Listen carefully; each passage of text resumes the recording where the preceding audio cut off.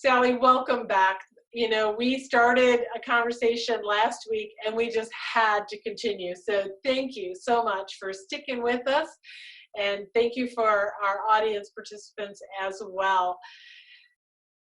Welcome to Season 2, Laugh Your Past Off. Live with Trisha is an innovative platform that's been recorded before a live online studio audience. As a faith-based award-winning actor, director, author, and entrepreneur, Trisha Harmon inspires, listens, and joins the larger discussion. Get ready to engage for the next 30-ish minutes in innovative and authentic conversation with award-winning and renowned comedians from around the country, offering inspirational perspective and purpose as together we learn how to laugh our past off. You know, last time we were talking about the whole idea of how God had opened up big doors with big names. Why don't you kind of recap for us a little bit about not just where you're at right now, but kind of pull us back together on your upbringing. Your father was in the military and you were actually born in Okinawa, right? Correct. And then with your dad being in the military, there was that strictness that kind of came with it. And you wanted to be a daddy's little girl, right? I did. I longed for that with everything. I really just wanted to be held and protected and loved and all that. And I'd see it on TV and, you know, I'd see it with my friends and their families. And it just wasn't my path. But God always takes our path and he will take us down a place, I think, that eventually brings him glory one way or the other. And for me, that's what comedy has helped me do. So. And like most comedians, you know, they kind of are as an offshoot of emotional pain. And honestly, you know, you kind of say you're no different. You've gone through that identifying your Abba Daddy, God, through the life with your dad. You know, sometimes we see God through the eyes of our own father. And so it brought you to a point of really struggling with your esteem and identity and worth, right? Very much so. And I think, and I know everyone has a different path, who first of all in their family, and then how they express that or how they perceive it. I think having 3 sons myself, I see that I am a certain way as an individual as their mother, and they each have such a separate, different personality, that how they receive me and who I am as my child, you know, I hope that God covers that with some grace and love along the way, because I don't do everything right by any stretch. And my husband didn't. He's a fantastic father, but we both have our weaknesses, right, as people. So the weaknesses sometimes we see as children in our parents, we can often think, especially for me as the little girl to her dad, tend to transfer those feelings of not being enough, of almost being invisible, of being, you know, misunderstood.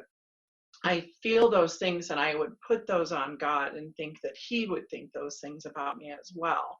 Yeah. And when that couldn't be any further from the truth. And so I am the first person to say that as a comic, I am broken. I mean, I'm not going to speak for all the comics. I think most comics have a place in their life that they are broken in. And that is mine. That is my place where I did not get that nurturing, that protection, that feeling in my family unit growing up. But even as a Tulsa University graduate, and you became an RN, yep, and your husband's successful and has an amazing career. So that even followed you into adulthood. And just to kind of recap, something that you said in our last episode that I just want our viewers and listeners to remember is that the one thing that really was your sweet spot, your safe spot, that beautiful place in your childhood was when you guys gathered around with your air popcorn and your tab around the TV watching Carol Burnett and some of those variety shows and comedians that just made life, this nuclear family, so enjoyable. It did. And for a minute, I could forget any of the pain. You know, it was just, it's sort of what I wanted. I wanted that family, that nuclear family. It wasn't Norman Rockwell by any stretch, but it was a reprieve of feeling like, oh, I just don't fit in. I don't know how, you know, who I am. And I felt at home with that. I felt comfortable. And I just loved that. And I loved being in plays that were kind of funny. I never really tapped into my sense of humor. Again, wondering, people did laugh at me sometimes, and I thought it was because they were laughing at me. But now I realize they were just laughing at the way I say things sometimes, which I'm past it now because I can make a career out of it. And if you can make money at it, go for it. You know, I'm just like, I don't really care anymore. But it's just, I think the way the Lord sometimes takes our situation and takes that pain, he can turn things. And for me, it was taking, and I hate to even use the word twist, because twist always to me means it's negative. It's not. He maybe just spirals and wraps it in a funny bow. And I think that I will be the first one to say that, yes, I have brokenness in my life, but if humor is the crutch or the way to get through it, then thank the Lord for it, because there's times, you know, you've heard the saying, whether you would either laugh or cry. I'm gonna choose to laugh, and it has kept me from crying many a time. So, you know, my tag for Trisha Harmon all along, because my name means noble pearl, and the connotation of that has helped me understand what my call and purpose is, and it's transforming life's adversities into their most valuable assets. And so, you know, like you turned that, how you needed to overcome, whether it was criticism or negativity or low self-image, body image, whatever that was, you almost embraced it, became authentic with it, and allowed it to serve you well and turned it into your asset, honestly. Well, and I think that is a gift, really, from the Lord. And blessing others at the same time. It's not just comedy without, you know, it's not just comedy to numb people. It's comedy with a purpose and a message. Exactly, with a message. And you know what's so funny? A fellow comedian, Judy Carter, she has also written different things, but she's the first person I heard say, you know, we always say God can take our mess and make a message, but she's the first person I heard say it's really mess plus age equals message. And I love that. Not that he can't give you a message at any age. I mean, he can take a 5-year-old or an 8-year-old and something they're going through and make a message from it. But for me, it has been the passage of time. It's been the gaining of wisdom. It's been the raising of children. It's been the hands-on love of nursing and caring for others. It's been the things in my life that have brought me to a place where, yeah, I can see that there's a crazy in there, but if I can use that for good and make people have joy while I'm on the stage, or have joy after a show and talk to them and embrace with them or pray with them or see them, I just want them to know they are seen and loved, because that's what I needed. And if my comedy helps them feel that, then God has used that pain and not wasted it, but he uses it for good. And I'm okay with that. Amen. I love it. Because we're not here in spite of our past, we're here because of it. And it's part of the process, and it's who we are. And so here you are now, you're headlining your own shows. Talk us through how that came about. Well, I've been doing keynotes for a long time. So people would ask me to talk about a message. Like they would say, oh, we're going to talk about women's friendships. And I've been doing that for quite a while, like at least a good 15 years, where I do comedy but I put in a message with it. So that's a show, like if somebody hires me, a church, for example, will have me come to a Christmas tea or a ladies luncheon or just a women's event. And I've been doing that for a long time. And I love that because that gives me a chance to also just share a really positive message. But I do it through humor. I kind of mix it in there.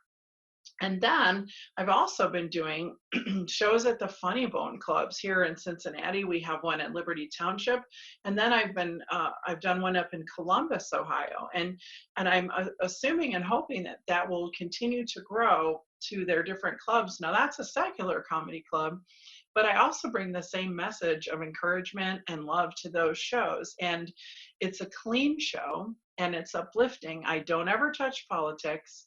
I'm always clean, never mean. That's my mantra. And there is an audience for that. And women love that. And men were in the audience too. It throws me for a loop sometimes, but I'm, it's because it's a ladies' night or a mom's night out. But especially if you're talking about, women's topics and things like that. Yeah. Does it throw you for a loop as far as, am I going to get this real?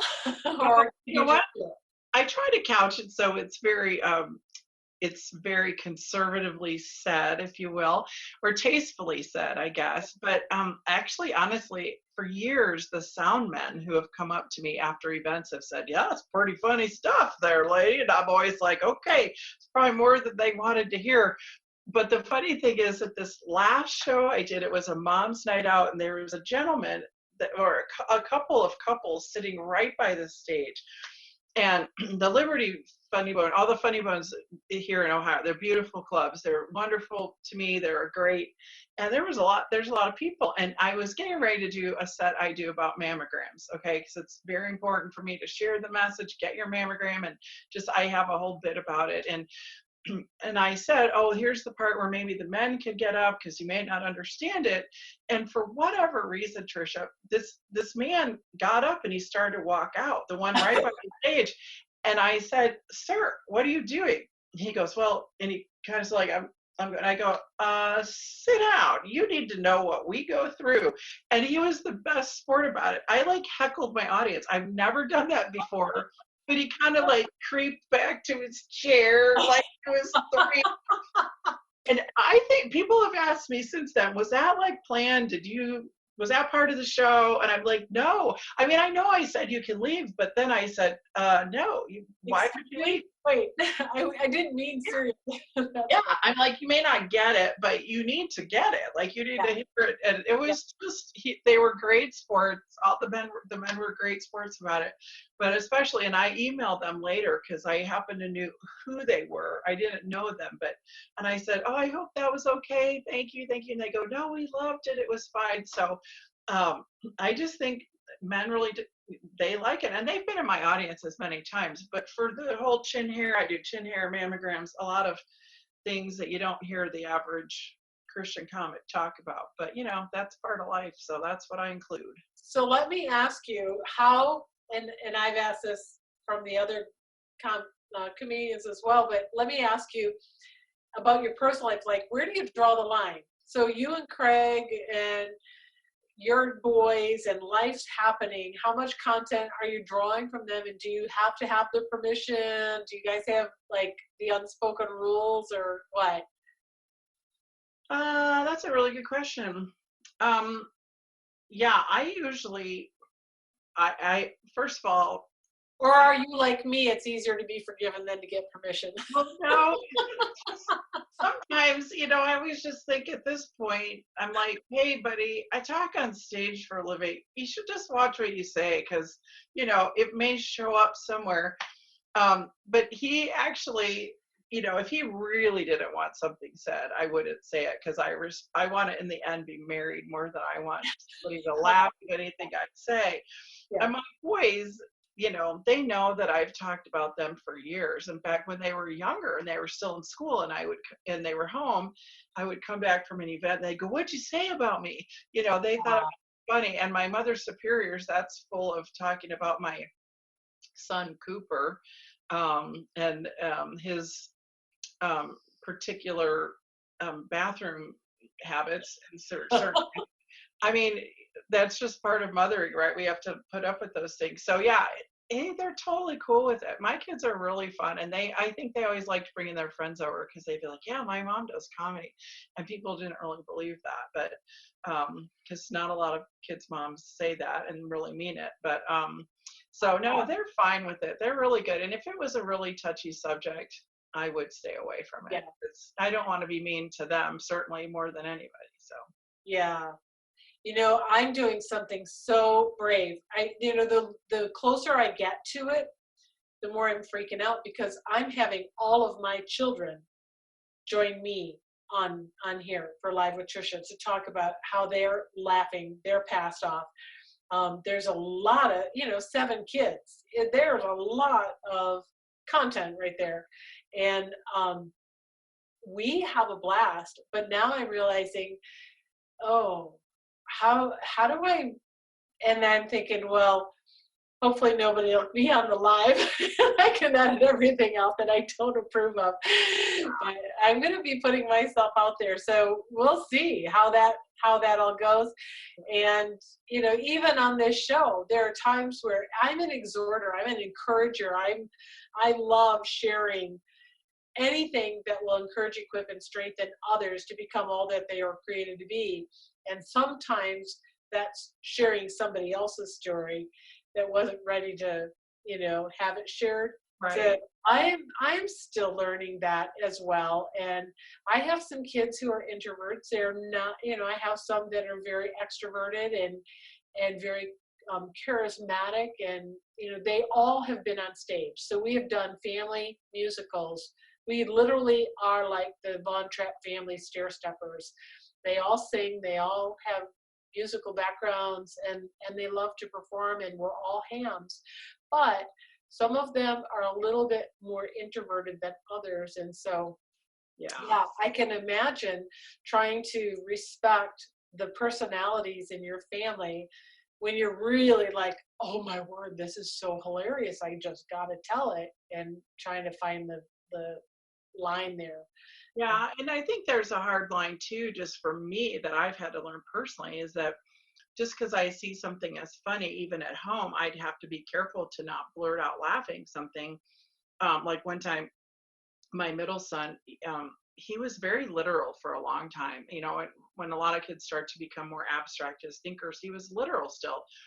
And I remember him just coming home once in the 7th or 8th grade saying, Mom, I just hate history. I don't even know why we have to learn it. The same thing just keeps happening over and over again. And that just made me laugh so hard, because all I could think of is, the reason to study history is because history repeats itself. But I just blurted out laughing, and then I had to realize, oh, honey, I wasn't laughing at you, and I think children don't understand that. So just because an adult might see something as funny doesn't mean your child is going to. And I had to be very careful. We always have to be careful as parents to understand what our child would think is funny or not funny. Yeah. So, especially in today's age where everybody is so easily offended, and they've already taken on enough throughout the day, and then they come home and hear, I hear you. So who is your inspiration? I know there was a real desire to want to be like Shonda Pierce. Who doesn't love Shonda Pierce? And love her. She's brilliant. She's brilliant. And, really when I first, I had friends who had seen her before I ever knew who she was. And they were like, oh my gosh, I think you could do this.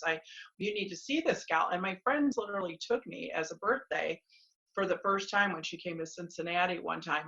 They took me to see her. They're like, you could so do this. You could do this. And then the next time I saw her, I actually took her a little bag of cookies with a note saying, I'd really like to know how you do this.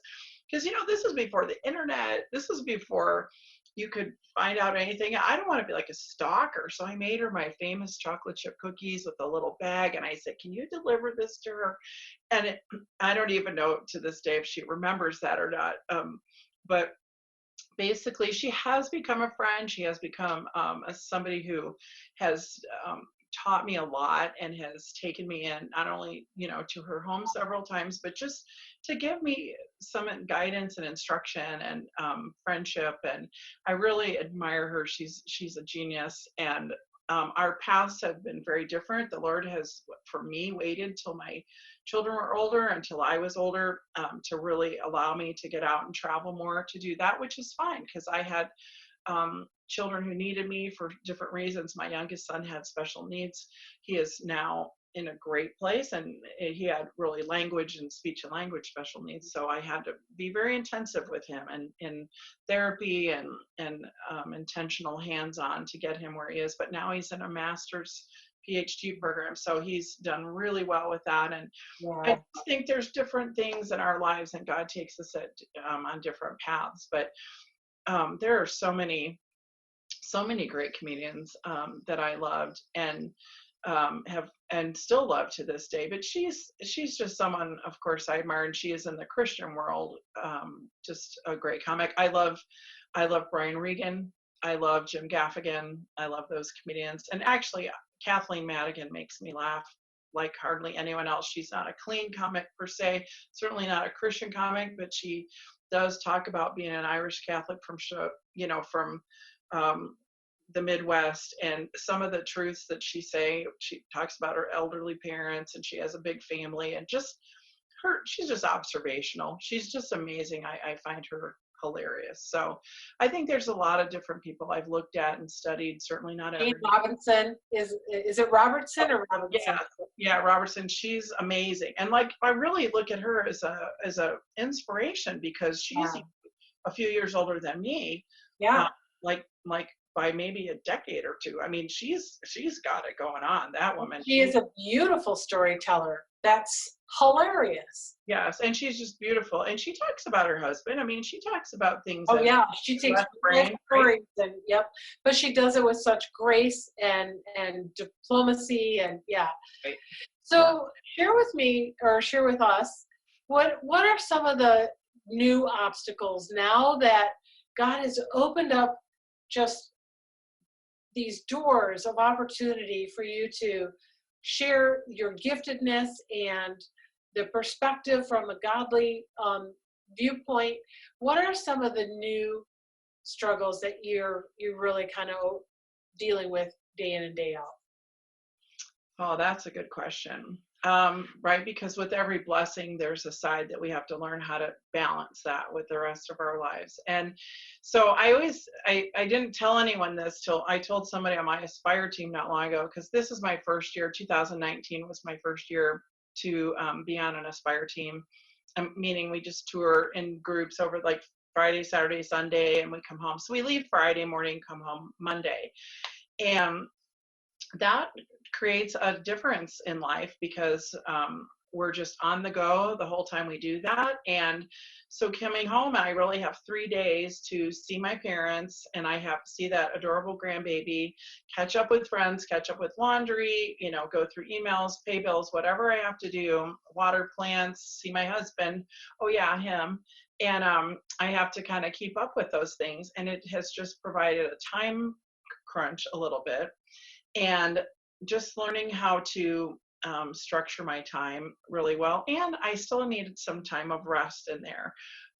So I think every year, and I told my teammates this, every year I look at my comedy and think, I just can't keep doing this, because it's not easy. Going from that night where I got up and did my 20 minutes off the top of my head to getting the phone call to say, can you come tour with us with Aspire? There's decades in there, and there was honing my skill and trying to figure out what is funny, what is above the line or below the line, where is that mark, what is the market, where do people want to hear me, and what is funny and what is not funny, and how can I grow as a comedian, and how can I grow as a communicator. And all that has come to focus where I was right about to say, okay, Lord, I just don't know that I can keep doing this. I was just like months from saying, okay, I'm done with this. Cause you know how it is, Trisha, you have a website, you run, you have to have headshots made, you have photography, you have to social media, you hire people to do things. And it's not, and you have to work at it constantly. And I was just about to throw in the towel, and I got the call saying, would you like to tour with Aspire Events? And I'm like, really? Do you think I'm funny? Like, are you sure? Are you talking to me?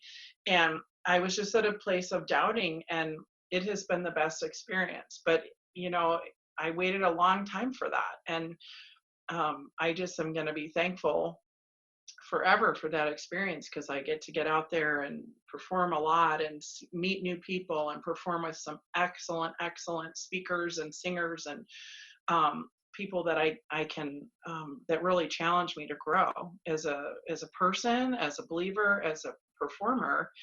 And it's been amazing. So there's a very long space in there for me. I don't think God doesn't always do it that way, but for me, he's had to teach me a whole lot of things.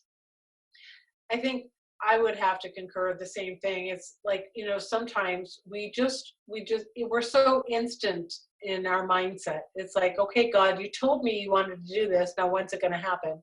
Right. And I want it now. Like you said, now I'm ready to go. I'm standing at the front door. Dear my Lord, I got my bags packed. Let's go.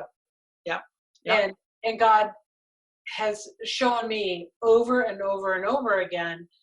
In fact, to the point of, so I think this is God's sense of humor. If God does not, cannot be considered a comedian over this, I don't know who can. So, I've had 11 pregnancies. I have 7 babies. I call them my 7 character builders here on earth, and I've got 4 to look forward to meeting when I get to glory. But I would have these dreams where I'm pregnant, and they would be repeated dreams where I am like out to here. I am so ready to deliver. And I would never. A nightmare, but go ahead. Yeah. Well, I would never deliver, but I'd always see myself pregnant. And so like 2 falls ago, I actually, what would be a year and a half ago, I had this dream. And I realized it was the same dream. And it's so interesting. I entered into it. I'm like, not this one again. All right, Lord, seriously? And I'm actually talking to the Lord in my dream, seeing myself so out here pregnant. And I'm taking my belly and I'm shaking it back and forth. And I'm like, seriously, Lord, is this even viable? Am I ever going to have this baby? I'm always pregnant. And then I wake up. And I take my daughter to school, and I'm on my way home, and I'm like, oh, what's that all about? And he spoke to my heart, didn't audible, it wasn't anything loud, weird. But he said, Trisha, you are pregnant. You are so pregnant with dreams and visions and desires. And this baby is viable, but it's my baby. Yeah. And I will deliver it in due time. Oh my word. It was so incredibly freeing. And I came home, I got on my face, I dealt with God in a whole new way. I actually, kind of worked through a bunch of junk that I was going through, because I had such a spirit of abandonment and rejection and displacement and replacement from my past. And I was like really dealing with it that morning. And I just cried like a brand new baby for 20 minutes. And honestly, Sally, I felt like I had been delivered. I honestly got up, and I think I took a power nap. This is first thing in the morning, but I actually went back because I was so exhausted. And then I called my husband and I said, how's your morning going? I can't believe it's only 9 o'clock. I just, had this amazing, epiphany and breakthrough, and realized, and ever since then, that year, my book was written. Noble Pearls Media Online Academy came about, and things just started coming to fruition. And then, of all things, this is what I told my daughters 2 days before never in a million years would you have thunk moment happened where we're up north, we're pastoring a church, we're missionaries, church planners, we have horses.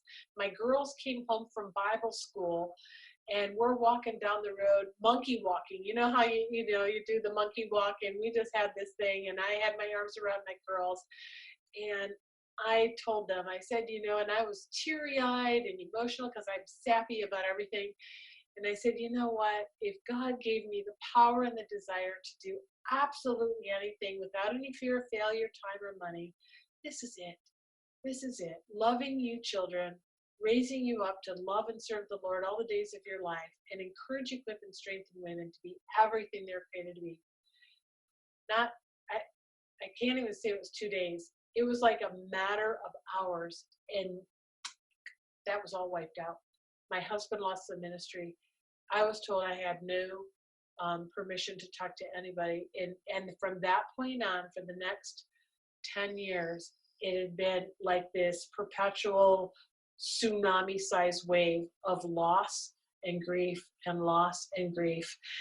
And yet out of it, there was a point in time in my life after the death of my second husband, only a year and 2 weeks after we got married. I'm on my way to church. We're going to an all-black full gospel church at this point because God told us to, on a plane on our way out to one of our daughters. And so after Bruce passed away, I'm still attending there. And we were the only white family there. All of our kiddos that were still in the house, and we loved it. And so I'm going there, and this one Sunday, it's probably 5-6 months after Bruce passed away, I'm still going there, and I'm on my way out the door, and another tsunami-sized wave of grief hit. This just out of the blue, blindsided me, just, and I was down. I was down to the carpet fibers again, bawling my eyes out, crawled into my cocoon, pulled my covers over my head, and I'm just wailing before the Lord.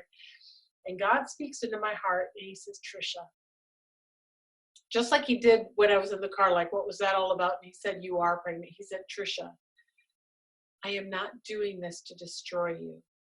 But just like John the Baptist was used to prepare the people for Christ, so am I allowing everything that you have been through to prepare you for what I have planned. Get up and go. Sally, that was like breath in my sail. It was like, I don't know how I stopped crying, but I did. And I got up, and I still have residual, and I'm still, kind of pulling myself together for the almost hour drive. I get into an all-black full gospel church family. They're still got their worship on. I'm never late. You're never late, Oh, and all day. all day. And I go up to my usual spot. I love sitting up front, just center right, short of the spit zone. And I'm like uninhibitedly worshiping, just arms are down at my side, tears are still streaming down my face, and I'm singing, kind of singing, probably crying. But Pastor comes down, Pastor Hensey comes down, he's never done this before, and he goes behind me, and next thing I know, I've got his hands on my shoulders, and he's wiping off my shoulders, like the grief, the burden, the heaviness that he saw. And he leans down and whispers into my ear. Mind you, he had no idea what kind of drama just happened at home. All he saw was I was, being kind of teary-eyed and tears streaming. He leans down, whispers in my ear, and says, Trisha, God is not doing this to destroy you, but to authenticate you for ministry. I lost it. I love that. Totally lost it. So, when God does call us, it's not always in that moment, because there may be a season where he needs to equip us. There may be a season, and I'm speaking, I know I'm speaking to the choir with you, Sally, and you can relate to this, but I guess I'm sharing this with viewers and listeners. Just because God has called you doesn't mean that it's imminent.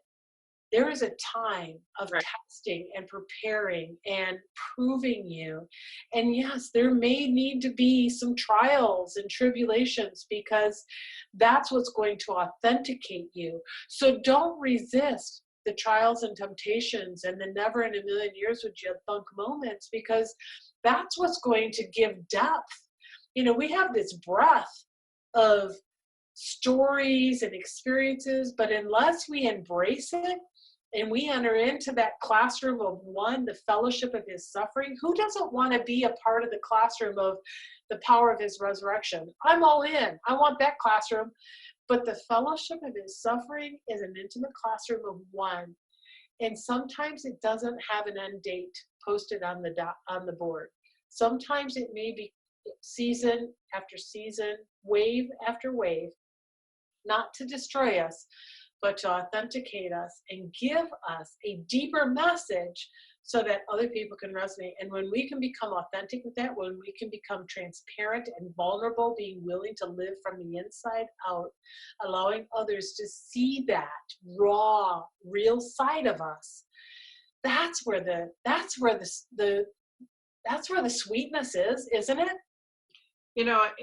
It is. And if anyone gets out of anything that I say, they get, first of all, a reprieve from the stress. And boy, everywhere we go, all our stress. And maybe by sharing my story, they get a reprieve from loneliness. Because I was just telling someone today how everywhere I go, I find that people are lonely. They feel like they're the only one. We always feel like we're the only one. Nobody will understand. Nobody gets this. Yeah, or they'll, we understand, yes, other people have doubt, self-doubt. We understand, we hear it.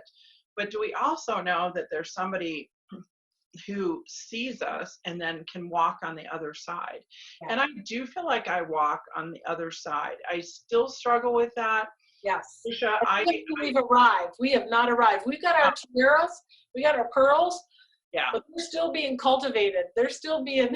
This is just a reminder that there is hope on the other side, and that there is ultimate healing yet to be done. That I think God heals us in our daily life. He allows us to experience his healing and his suffering that he allows us through, that because then we can understand whose we are and how we cling to that. And that's part of what my book is even about. I was raised to be super independent. Independence was worshipped. I mean, that was like, you'd have to, pull yourself up by your bootstraps. And I was really sick when I was pregnant. I had that, the gravitas, whatever, the throwing up all the time. And wow. I have one of those, yeah. It was really hard for me, because I thought, I'm such a baby. Like, I can't take care of myself. How am I going to take care of a baby? And it wasn't until I had my first son, and I had shared this with you a little bit, but that when he was born, I was enamored with him, and he was helpless. And I thought, wow, I don't feel like being helpless has ever been an attribute I wanted, but I didn't care. He was so amazing. Like, I thought he was this sculpted piece of artwork that I got to take care of. I thought it was so amazing. And here he was, spinning up and wetting himself and all this. And yet I couldn't get enough of him. And I thought, if the Lord sees me like that, how I never knew that before. Like, that was when it first hit me, that we didn't have to be anything. It's just because we are, that he created us, that we even exist, is enough for him to love us. And that is where I try to walk every day. I try to walk in that, because this has been a hard year for me. I've had a lot of surgeries this year. I've had a lot of injury and things that have made me back to that helpless state where I, like, with my arm in a cast, or I'm recovering from a joint replacement or whatever. And I have to remind myself over and over that God just loves me because I am his creation. And that is all that I need to really do to earn his love. And he sees me, and I am enough. And so again, if you have to have a little reminder, that's okay with me too. I don't wear them all day around the house, by the way, just so people get that impression. I'll even just take it off here. But it is a reminder to me that I am precious, just because he created me. And I want my listeners, whether you're in a live audience, if you're on this podcast, or if you're in this YouTube, or you're my next door neighbor, I want you to know that just because you've been created is enough that you are powerfully loved and cherished and a very precious child of God. And that is the truth I want to walk in on. And if I have to go through what I've gone through to get to a place where I can be a messenger of that, I'm okay with that. And if we had to live, into our 50s to bring the mess and the age together to bring the message. That's right. God, to God be the credit and the glory. So Thank you so much for sharing that. I'm going to throw this out to our audience. Let me ask you, would you please consider following Sally? She is an amazing, not just comedian in her talent, but a woman of God, a power of influence. She's worth following. So Sally, make sure you tell everybody where they can connect with you again, if you would. Yeah, the best place to connect with me is on Facebook, probably Funny Gal Sal. If you hit like, and I answer those, like I follow that. I see my followers, what people say to me, and whether I've known you for a long time and you're on there, or if we've just met, or you've seen me at a show and we've never even spoken. I cherish what you say. I appreciate that. I love to connect with people. And really, my audience often gives me ideas for what I'm going to say next, like for my new bits or my comedy, or just ways to deepen my understanding and appreciation of my audience. I hate to say fans. I think of my fans as friends. Your followers, followers. Yeah, I call them friends, the friend fans or whatever. But I do love the feedback. It really is, it's important to me, and I do look at that. I'm also on Instagram. I'm also on Twitter at Sally Baucke, and you can also you can go to funnygalsal.com, and there's a place on there you can scroll down and you can type in all I need is your email, and that you'll get occasional updates, probably just like quarterly. I don't hound you with things, and then also see where my upcoming shows are. You can buy tickets there, or it'll redirect you to a link to buy tickets. And you can also send a comment there too. I get comments from people. I liked this, or how can I know more about having you come to my church, or where can I see you next? And my book also is available on Amazon.com. What Didn't Kill Me Made Me Funny, and you can buy that there. So. And you also are pretty booked right now too. So there are a lot of events that they can find you at with Extreme Faith and Aspire Women. Also the Ultimate Date Night, February 14th in Columbus, Ohio. Mom Talk, Mom's Events in Ohio. And you also are heading to what's that? Is coming up next March, the first weekend of March in Peoria, Illinois. I'll be there as well. Again, emceeing that event. It's a huge event, lots of moms. Oh my gosh, it's chocolate, estrogen, and just lovely women, moms all over the place. So I love being a part of that, and I will be there as well. So. Well, I'm going to have to come and join you, because I want to get me a tiara. So again, thank you so much for being here. This is amazing. Thanks for staying another episode here to share more of just what God has been doing in your life and through your life. And I appreciate you so much. I'm looking forward to seeing you live. And also, everybody, I just want you to know that there is opportunity for you to get the Sand to Pearls, Navigating and Transforming the Sabotaging and Negative Dialogue Stuck Between Your Ears on Amazon. Teaches you 8 immediately retrievable, applicable principles on how to take every thought captive to the obedience of Christ, tearing down every strong imagination and renewing your mind in under a minute. And so avail yourself to that on Amazon. Also, head on over to livewithtrisha.com/partners. Become a cheerful giver. Get incentives at any level that you feel like giving, because this is a listener and viewer supported podcast webcast. So thanks for supporting us. Thanks again, Sally. You are amazing. I'm so excited to have gotten to know you even more.